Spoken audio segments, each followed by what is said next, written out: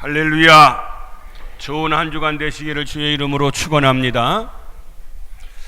우리가 자녀를 낳아서 기르다 보면은 참 자녀를 잘 두었다, 자녀를 참 잘 낳았다, 이렇게 기뻐할 때도 있고 자녀 때문에 행복할 때도 있지만은 항상 그런 날만 있는 것이 아니라 배기 싫을 때가 있어요. 내가 묻으려고 놨던 거 기르다 보면은 속상한 일, 가슴 아픈 일, 또 자녀 때문에 여러 가지 힘든 일들이 많이 있어요.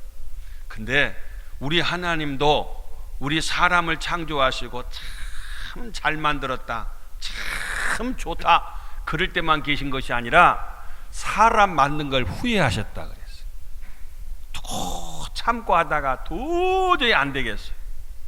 그럴 때 아유, 나 저들 다 쓸어버리란다, 그리고 다시 뚝딱뚝딱 만들든지 해야 되겠다. 하나님도 이렇게 사람 만드신 것을 후회하셨어요. 그때가 언제냐면은 바로 노아 시대 때였어요.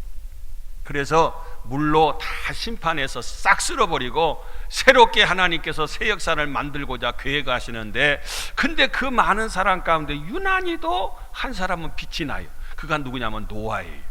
그래서 하나님이 노아를 불렀어요. 노아야, 방주 만들어라, 3층으로 만들어라, 잣나무로 만들어라. 오늘 본문을 고르페나무라 했는데 잣나무로 만들어라. 그리고 칸을 만들어라. 역청으로 안팎을 칠해라.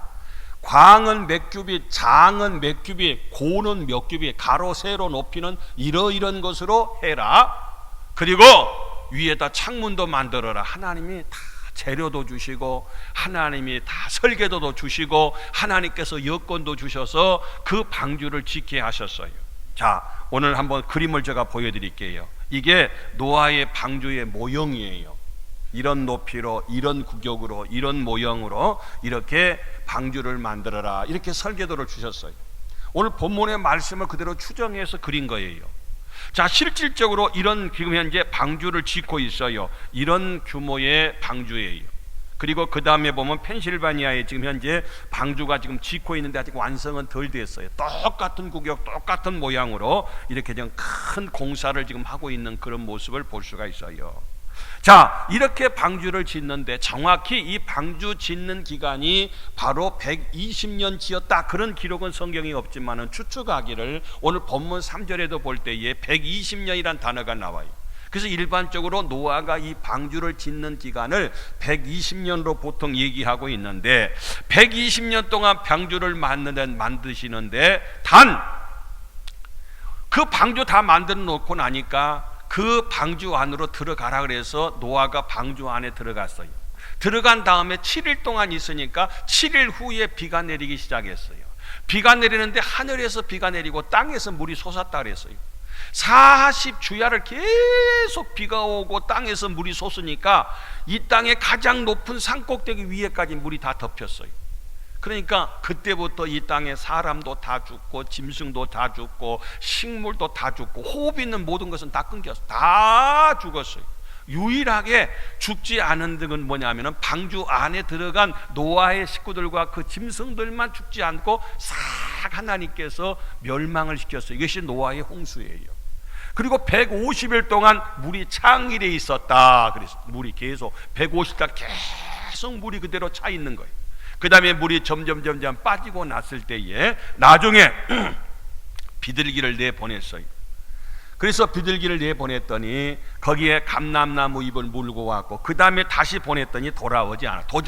비둘기가 돌아오지 않았다는 건 이 땅에 물이 다 거쳤고 비둘기가 이제 살만한 그런 조건이 됐어요. 그때에 노아의 그 방주에서 노아의 식구들이 이제 내려왔던 그런 모습. 그래서 총 방주에 있었던 기간이 251일이었던 것을 볼 수가 있어요. 이걸 계산해 보니까 무슨 얘기냐, 하나님께서는 하나님의 일을 이루시는데 준비의 기간이 참 길었어요. 그리고 나서 나중에 하나님께서 그 일을 성취하고 그 일을 이루어가는 모습을 보더라, 그런 얘기예요. 예수님께서 이 땅에 오셔서요, 처음부터 하나님의 자녀로서 아들로서 이 땅에 구속 사역을 한 게 아니라 30년 동안은 사생애를 살았잖아요. 그리고 30살이 지나서 3년 동안 딱 공생애를 했던 모습을 볼 수가 있어요. 그 외에 신앙의 모든 인물들도 많은 그런 하나의 훈련의 과정을 통해서 또는 준비의 과정을 더 지난 다음에 나중에 하나님께서 그를 준비시킨 다음에 준비되고 난 사람을 하나님께서 쓰셨더라 그 말이에요. 자, 오늘 이 노아의 방주의 사건을 통해서 우리에게 주는 영적인 교훈을 얻고자 하는데, 첫째로 하나님이 쓰실 사람은 오래오래 준비시키시더라 그런 얘기예요. 오래오래 준비시키더라. 다시 말해서 노아에게 있어서 노아로 하여금 방주를 갖다가 오랫동안 지켜야 했잖아요. 무려 120년 동안이나 그걸 준비시켰어요. 그리고 다 준비된 다음에 노아로 하여금 하나님께서 명령하시고 그 일을 이루게 하시는 모습을 볼 수 있어요. 자, 사진을 하나 준비를 했는데요, 여기는 대패가 있고 낫이 있어요. 대패는 이렇게 나무 깎는 거잖아요, 고르게. 낫은 뭘 자르는 거잖아요.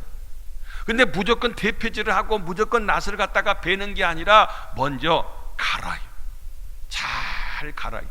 이 낫을 갈고 숫돌에다가 그리고 대패를 갖다가 나를 가는 것은 헛된 시간이고 낭비하는 시간이 아니라 앞으로 효과적으로 일을 잘 할 수 있도록 준비시키는 기간이에요. 그러니까 낫을 갖다가 사용하는 것보다도 낫을 가는 시간, 가는 것이 훨씬 중요해요. 왜? 그걸 잘해야지만이 나중에 쉽게 효과적으로 일을 할 수 있기 때문에 그렇다 그런 얘기예요. 준비 기간이 길었다 그 말이에요. 군인들도요, 이제 훈련 끝났다 놀자가 아니라 훈련 끝난 게 아니라 또 다른 훈련을 계획하고 1년 12달 계속해서 훈련을 시켜요. 훈련을 계획해요. 계속해서 훈련이 있는 모습을 볼 수가 있어요. 왜? 전쟁이 일어나면 써잡수려고 딱 한 번 위해서 준비 기간이 그렇게 긴 모습을 볼 수가 있어요.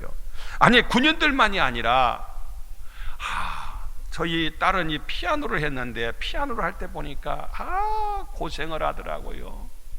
딱 실기시험 보니까 그 몇 분 그것을 위해서, 오디션 볼 때도 딱 몇 분 그거 위해서 그렇게 준비가, 그때 딱 한번 실수하면 그동안의 준비가 다 끝난 거예요. 운동선수들이 그 4년 동안 올림픽을 위해서 피나는 훈련 준비 기간이 길어요. 그리고 딱 몇 분이나 아니면 몇 시간 그때 그 게임을 통해서 모든 것이 다 결정되어지는, 그래서 이 긴 준비 기간이 얼마나 준비를 시킨 다음에 나중에 그걸 써먹는지 그 과정이 참 힘들고 어려운 것을 보세요. 하나님도요 사람을 먼저 오래오래 준비시켜요. 모세를 보세요. 모세를 하나님이 부르셨잖아요. 부르기 전에 먼저 다 남자가 태어나면 죽어야 할 때 그를 갖다가 데려다가 그 갈대 상자에다 넣어서 띄워 보냈다가 공주 만났고 궁중에서 40년 살았고, 궁중에서 40년 산 다음에 나중에 이제 그가 자기가 히브리 민족인 걸 알아서 이스라엘 백성들을 나름대로 구원해 보고자 그가 애굽인을 죽이고 그 나름대로의 그 혁명을 일으키려다가 결과적으로 그게 탄로날까봐 사람 죽인 다음에 광야에 가서 또 40년 동안 리더로서 지도자로서 이런 혈기 가지고 써먹을 수가 없어요. 그래서 다시 광야로 보내서 40년 동안 하나님께서 훈련시켜서 80년이라고 하는 긴 기간 동안 또 훈련시키고 긴 기간 동안에 오래 훈련시킨 다음에 호렙산에서 모세를 불러서 그를 갖다가 애굽에 보내서 이스라엘 백성들을 구원하게 했던, 그러니까 모세가 모세 되는 데는 이렇게 많은 과정과 그런 오랫동안의 훈련의 기회가 있어졌던 그런 모습을 볼 수가 있어요. 야곱이도 축복의 조상이 되는데 외삼촌 라반의 집에 가서 20년 동안이나 철저하게 훈련받아요. 요셉이도 마찬가지로 그렇게 아버지 사랑받던 요셉이를 형들이 미워하게 하고 시기하게 하고 종살이 하도록 그를 갖다가 인신매매해서 보디발의 집에 가서 종살이하고 억울하게 감옥 생활하면서 오래 훈련시켰어요. 준비시켰어요. 그 다음에 하나님께서 요셉을 애굽의 총리로 사용하시는 그런 모습을 볼 수가 있어요. 사랑하는 성도 여러분들이요, 하나님께서는 하나님이 쓰실 사람은 먼저 훈련시키시는 걸 볼 수 있어요. 먼저 준비시키는 걸 볼 수가 있어요. 준비시킨 다음에 두 번째로는 하나님이 준비되면요 하나님은 쓰셔요. 준비만 시킨 것이 아니라 준비했으면 쓰신다고 말. 하나님께서 우리 교회도 교육관 건축을 위해서 오랫동안 준비하게 하고 기도하게 하더니 준비가 됐다 싶으면 이제 하나님께서 쓰신단 말이에요. 사용하신단 말입니다. 실시하신다 그 말이에요. 오늘 창세기 6장 14절 보니까 방주 만들어라 이렇게 하나님께서 모세에게 명령했어요. 14절 22절에 보니까 노아가 그와 같이 하여 하나님이 자기에게 명하신 대로 다 100% 준행하여 꼭 시킨 대로 명하신 대로 다 했어요. 다 준비하고 나니까 7장 12절 보니까 40주야를 비가 땅에 쏟아졌더라. 40주야로 비가 오게 하고 하나님의 뜻을 이루고 하나님의 심판을 이루는 그 모습을 볼 수가 있어요. 사랑하는 성도 여러분들이요, 잘 준비하시면 하나님께서 준비되면 하나님이 꼭 쓰실 줄로 믿습니다. 개인도 쓰시고 교회도 쓰시고 나라도 쓰시고 하나님께서 모든 걸 쓰시는 그런 모습을 볼 수가 있어요. 제가 사진을 하나 준비했는데요, 이 김연아 선수예요. 우리가 뭐 잘 몰랐는데 이 피겨 스케이팅인가 뭔가 이 선수가 얼마나 이걸 잘했어요. 그래서 막 같이 열광을 했어요. 그 다음에 사진을 보면요, 2010년도에 밴쿠버 동계올림픽에서 금메달을 땄대요. 세상에 금메달 하니까 별로 안 따봐서 잘 모르겠죠. 얼마나 좋은 건지. 세계에서 1등 한다는 게, 우리 군산에서 1등만 해도 뭐하고, 전라북도에서 1등만 해도 대단하고, 한국에서 1등만 해도 대단하고, 아시아에서 1등만 해도 대단해. 세계에서 1등을 하기가 얼마나 어렵겠어요. 너무 좋아서 막 울어요. 슬퍼서 우는 게 아니에요. 근데 그 다음 사진에 보면요, 경기 중에 연습 중에 엉덩방아 찍고 넘어지는 그 얼음판 위에서 그 날카로운 스케이트 날을 의지하면서 그 연기를 하려니까 얼마나 힘들었겠어요. 기록에 보니까요, 그 트리폴이라고 하는 그 점프를 완성하는 데 있어서 12살 때 이걸 완성을 했는데, 한 번 완성하는데 900번 엉덩방아 찍어야 한대요. 성한 데가 없대요. 그렇게 훈련하고 그렇게 고생하고 그렇게 연습하는 가운데 나중에 준비가 되니까 이제 마침내 금메달이라는 그런 영광을 안게 된 거다, 그런 얘기. 신현우라고 하는 옛날 축구 선수가 있는데 그 축구 선수가 직접 보여줘요. 참 믿음의 집사님이셨는데 와서 간증을 하는데요, 양발을 벗어가지고 엄지 발가락을 보여주는데 엄지 발가락이 하나도 없어, 여기 발톱이 하나도 없어, 다 문드러져가지고. 얼마나 자기 꿈이, 고등학교 때 한양공고 나왔는데 고등학교 때는 자기 꿈이 청소년 대표, 대학교는 국가대표, 나중에 임마누엘인가 뭐고 저기 프로야구도 이렇게 프로축구도 이렇게 하시고 그랬는데, 그 집사님이 하시는 말, 매일같이 축구공을 갖다가 공을 차는데 남산을 그때는 비포장도로 오르락 내리락 오르락 내리락 축구에 미쳤어. 잘 때도요 축구공을 끌어안고 잤대요. 그러니까 그런 피라는 준비와 훈련을 통해서 마침내 그의 꿈을 이루었다는 그런 간증을 그가 하는 모습을 볼 수가 있어요. 우리 히스기야의 대통령도 보면은요, 이 왕도 보면은 열왕기야 18장에 보니까 그가 참 왕이 되어서 나라를 평안하게 했어요. 그리고 영토가 넓어졌어요. 하나님이 철저하게 히스기야 왕을 믿음으로 준비시켰어요. 유다 여러 왕 중에 이만한 왕이 없었대요. 하나님과 연합하여 하나님을 얼마나 사랑했던지 철저하게 준비시킨 다음에 그가 왕이 오르자마자 오늘 4절에 보니까 산당들을 제하고 주상을 깨뜨리고 아세라 목상을 찍고 철저하게 종교개혁을 일으켰어요. 그럴 때 7절에 보니까 여호와께서 그와 함께 하심에 그가 어디로 가든지 형통하였더라. 하나님과 함께 하니까요, 하나님이 그와 함께 하셨어요. 하나님 사랑하니까요, 하나님이 그를 사랑해 주셨어요. 그래서 나라가 황토가 확장이 되고 나라가 히스기야 왕 때 평안하게 되었던 모습을 볼 수 있어요. 하나님께서는 그를 사용하시기 전에 먼저 준비시켰어요. 그리고 준비한 사람을 하나님이 쓰셨다, 그 말이에요. 다음 사진 또 하나 준비를 했어요. 이게 바로 프랑스 파리에 있는 에펠탑이에요. 그 옆에 있는 분이 바로 귀스타브라고 하는 에펠, 이름이 에펠이에요. 그래서 에펠 이름을 따서 에펠탑이라 이렇게 지었어요. 거기에 보면은요, 그 다음 사진을 보면은요, 이건 세느강변에서 이렇게 찍은 건데 제가 직접 이 자리를 갔다 왔어요. 거기 유람선을 타면서 그 보고 또 내려서 또 올라가 보고, 이 에펠탑이 300m인데요 1889년도에 다시 말해서 프랑스 혁명 100주년을 기해서 이 에펠탑을 이 에펠이라는 사람이 설계하고 이걸 갖다 완성을 했어요. 이걸 할 때에 모든 사람들이 불가능하다, 이건 뭐 철로 막 이렇게 탑 만들어서 이거 뭐다 쓰느냐, 이 고철밖에 안 된다. 근데 문제는 뭐냐면은 그걸 만드는데 150만 프랑이 든대요. 그 에펠탑을 만드는데, 이제 처음에 예산을 150만 프랑을 나라에 세웠대요. 100주년, 프랑스 혁명 100주년을 기념해서 했는데, 그런데 얼마 되냐면 그 150만 프랑에다가 650만 프랑이 더 비용이 소요된데, 이걸 완성하려면 이게 돈이 모자란 거예요. 모자라도 보통 모자란 게 아니에요. 도저히 불가능한 상황이었어요. 그래서 이 에펠탑을 갖다가 건축하는 일을 갖다가 할 수 없다고 취소할 뻔했어요. 너무 돈이 많이 드니까 이걸 다 완성하는데, 그때 이 에펠이라는 사람이 그랬어요. 그러면 앞으로 20년 동안 여기를 방문해서 얻어지는 수익을 가지고 그 돈을 다 갚겠습니다. 그러니까 그 돈을 미리 주십시오. 그래서 꼭 완성해야 됩니다. 여러 가지 어려움이 많았겠잖아요. 그래서 결과적으로 그렇게 하기로 했어요. 그렇게 하기로 해서 그걸 갖다가 건축을 하고 마침내 탑으로 완공을 했어요. 완공을 했는데 그 20년 후까지 다 갚겠다고 한 것이 완공한 지 1년 만에 다 갚았어요. 지금은 그 에펠탑의 그 가치가 어느 정도냐면 612조 2천억 원이래요. 별로 감이 안 잡힐 거예요.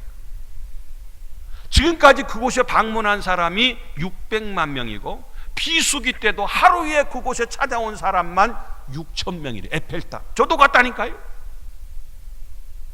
프랑스 간 사람은 에펠탑 안 가본 사람이 거의 없어요. 그 정도로 세계적으로 유명한 에펠탑이 되어지는 그런 모습을 볼 수가 있어요.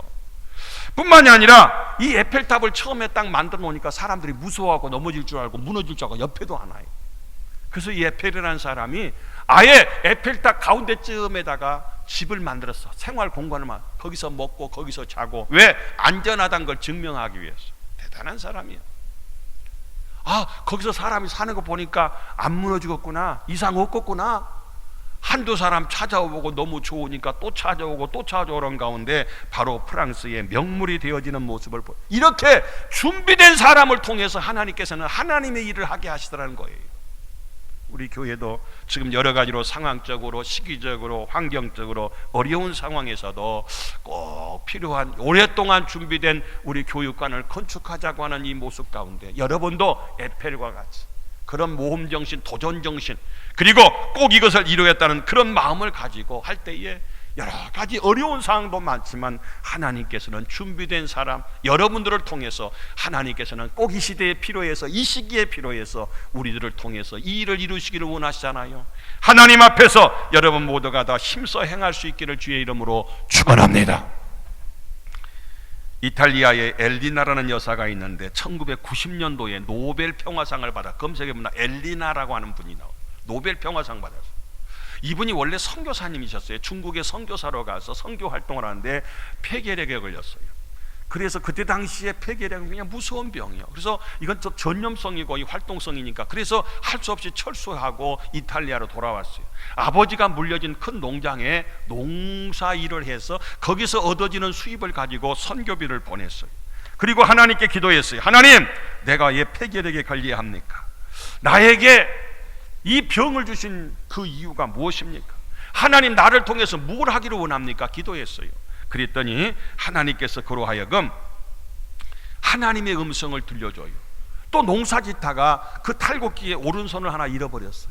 이런 상황에서 아무것도 농사도 더 이상 지을 수가 없어요. 그럴 때에 하나님께서 네 오른손이 없는 손으로 무슨 일을 하렵니까 하고 했을 때 네 오른손이 없는 손으로 네가 할 수 있는 것은 이 농장을 개조해서 양로원을 하라 하는 하나님의 그 뜨거운 음성을 속으로 들었어요. 양로원을 해라. 전혀 그전에 생각도 못했어요. 오늘날로 말하면 요양원을 해라, 그런 뜻이 되겠죠. 그래서 하나님의 음성을 듣고 나서 농장을 개조했답니다. 그때는 그런 개념이 별로 없었을 때예요. 그런데 그걸 통해서 이탈리아에서 제일로 많은 어르신들을 모시고 부모님처럼 모시고 세계 최대의 양로원을, 그분이 엘리나라고 하는 사람이 그 양로원을 시작을 해서 많은 어른들에게 노년의 행복을 찾아줬대요. 그래서 노벨 평화상까지 1990년도에 받았다고 하는 그런 유명한 얘기가 있어요. 하나님께서 다시 말해서 일을 준비케 해요. 오랫동안 준비케 하고 준비된 사람을 통해서 하나님은 하나님의 역사를 이루어 가시더라, 그런 얘기입니다. 사랑하는 성도님들이요, 하나님 앞에서 하나님의 일도 여러분 개인 일도 잘 준비하고 준비된 사람을 하나님이 쓰신다는 것을 알고 하나님 앞에 아름답게 시대에 다 쓰임받는 저와 여러분 되시기를 주님의 이름으로 축원합니다. 마지막으로는 바로 준비의 은총을 더하면 기적이 있다. 제가 지난 심야기도 시간에 제목이 아래에 최선 플러스 은총 이꼬로 기적이다, 이런 제목으로 제가 심야기도 시간에 설교를 했어요. 이 공식은 제가 그냥 만든 거예요. 성경의 원리가 최선 플러스 은총 이꼬로 기적, 최선은 우리가 최선이고 은총은 하나님이 주신 것이고, 그럴 때 항상 기적이 일어났어요.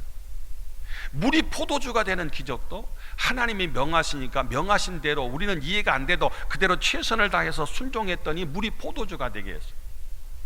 베드로가 고기를 많이 잡은 것도 마찬가지로 자기는 노력해도 안 됐지만 하나님이 명하시니까 하나님의 은총과 자기는 이해가 안 돼도 하나님 말씀에 순종해서 최선을 다해서 가서 그물을 내렸더니 많은 고기를 잡는 기적을 체험을 했어요.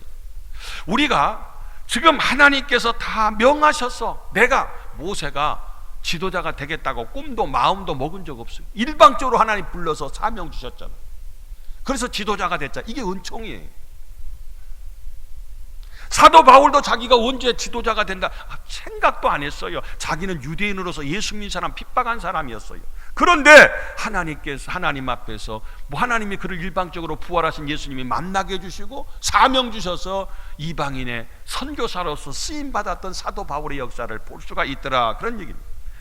베드로도 마찬가지로 내가 언제 수제자가 되고 예수님 제자가 된다고 생각도 안. 근데 고기 잡는 현장에 예수님이 오셔서 일방적으로 나를 따르라고 명하셨잖아요. 그게 바로 하나님의 놀라운 은총인 것을 볼 수가 있습니다. 우리 한번 사진을 하나 보시면은요, 김용기 장로님, 가나안 농군학교 다 아시잖아요. 가나안 농군학교 김용기 장로님 참 훌륭하신 장로님이신데, 이 가나안 농군학교 가보신 분들 많이 계시겠습니다만 거기 입구에 가면 그런 비석이 있어요. 일하기 싫으면 먹지도 마라. 데살로니가 후서 3장 10절에 있는 이 말씀이 적혀 있어요. 철저하게 최선을 다하라, 열심히 일하라는 거예요. 최선을 다하라. 나는 아무것도 하지 않고 하나님의 은총만 기다리면 안 되고, 하나님 없이 나만 열심히 살면 된다, 이것도 안 되고, 나의 최선 플러스 하나님의 은총이 합해질 때 놀라운 기적. 나는 열심히 하죠. 일하기 싫으면 먹죠. 노동을 신성시해서 열심히 일하는 것은 내가 하는 일에 최선을 다하라, 그런 얘기가 아니겠어요? 어느 학생이 시험을 봤는데 알바하면서 시험을 보다 보니까 알바하느라고 시험 공부할 시간이 없어서 막상 시험 시간에 접하다 보니까 아무것도 모르겠어. 그래서 백지로 내면서 위에다가 나는 몰라도 하나님은 다 아십니다, 그렇게 썼대요. 그때 채점자가 써놓은 것이 뭐냐면은 하나님은 100점이고 너는 빵점이다. 나는 아무것도 안 하고 하나님 다 아시니까 하나님 알아서 해주시겠지. 아니요, 나의 최선과 하나님의 은총이 함께 할 때에 거기에 하나님의 놀라운 기적이 있다. 그래서 기도할 때는 모든 것이 하나님께 달려있는 것처럼 매달려라. 하나님 안 주시면 아무것도 못합니다. 하나님께 달려있는 것으로 하나님께 매달려라. 그런데 일할 때는 모든 것이 내게 달려있는 것처럼 또 그렇게 열심히 일하라는 것. 내가 안 하면 하나님도 나를 통해서 안 하고, 내가 하면 하나님께서 나를 통해서 그 일을 이루게 해준다. 모든 것이 내게 달려있는 것처럼 내 손 안에 있소이다, 그런 마음으로 열심히 일해라, 그런 얘기가 아니겠어요? 바로 가나안 농군학교의 김용기 장로님, 일하기 싫으면 먹지도 말아라. 최선을, 우리가 교육관을 건축하는 것도요, 최선을 다해야, 적당히 대강, 이건 프로에게서 제일로 싫어하는 단어. 프로가 어떻게 적당히 대강이 어디가 있어요? 온 성도가 마음을 앞에서 최선을 다할 때 준비하고, 준비시킨 다음에 준비된 사람을 통해서 또 준비시킨 사람을 통해서도 최선을 다할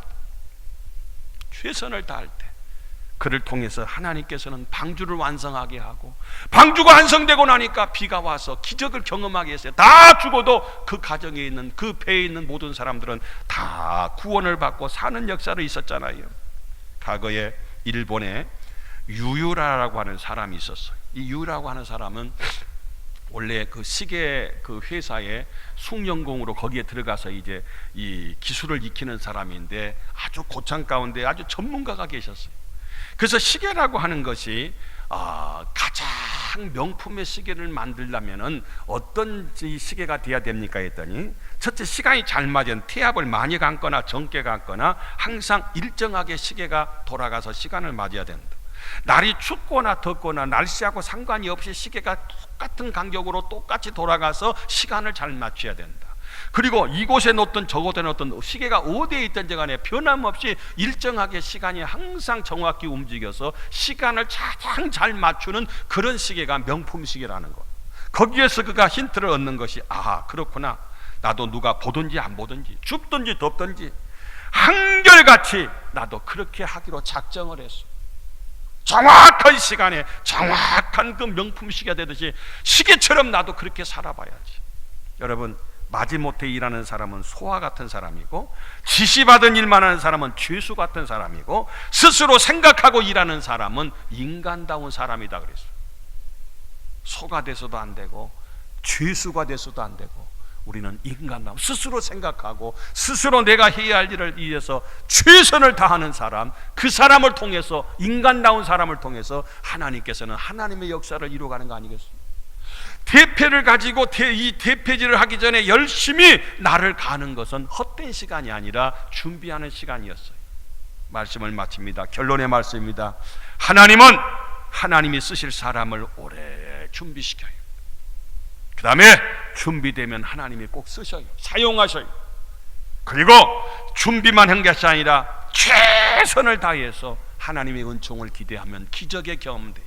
우리 모두가 다, 여러분 개인적으로도, 우리 교회적으로, 교육관적으로도 모든 면에 있어서 우리가 잘 준비해서 이제 하나님께서 우리를 쓰시기를 원해요. 우리 모두가 한마음 돼서 최선을 다해서 그곳에 하나님의 은총이 함께해서 우리를 통해서 현대판 노아의 방주, 현대판 하나님의 놀라운 기적을 경험할 수 있기를 주님의 이름으로 축원합니다. 기도합니다. 좋으신 하나님,